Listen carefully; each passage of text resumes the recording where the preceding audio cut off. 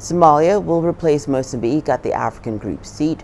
Pakistan will occupy the Asia-Pacific Group seat vacated by Japan, and Panama will represent the Latin America and Caribbean Group seat, replacing Ecuador. Denmark and Greece will hold seats vacated by Malta and Switzerland. The newly elected members will serve from January of 2025 to December of 2026. Somali Minister of Foreign Affairs addressed the press after the vote.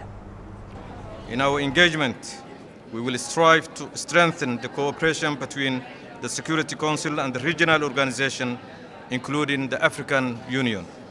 Somalia recognizes the central role of effective multilateralism and cooperation in addressing the complex issues of our world today. We spoke with Dr. Hassan Khannenje, director of the Horn International Institute for Strategic Studies based in Kenya. He explained the significance of Somalia joining the UN Security Council. Somalia's joining of the United Nations Security Council in more than half a century, it is a vote of confidence in the progress made thus far in Somalia despite its challenges. And I think it's going to play very well with regard to Somalia's diplomacy, not just regionally, but also internationally.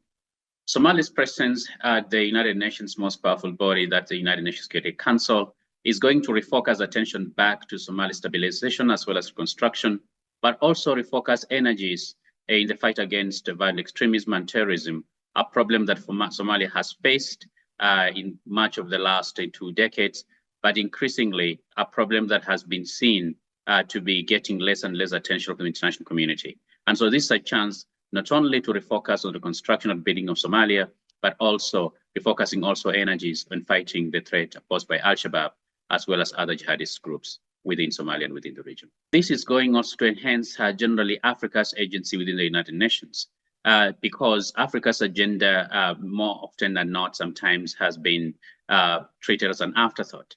And if Somalia were to do what Kenya did during its presidency, for 2 years, I think is going to be able to communicate increased agency or as well as increased urgency by the international community, or the need by the international community to refocus energies on solving some of the crises facing the continent, especially the conflict in Sudan, the tensions within the Horn of Africa, but also the ongoing challenges in the Sahel region and West Africa.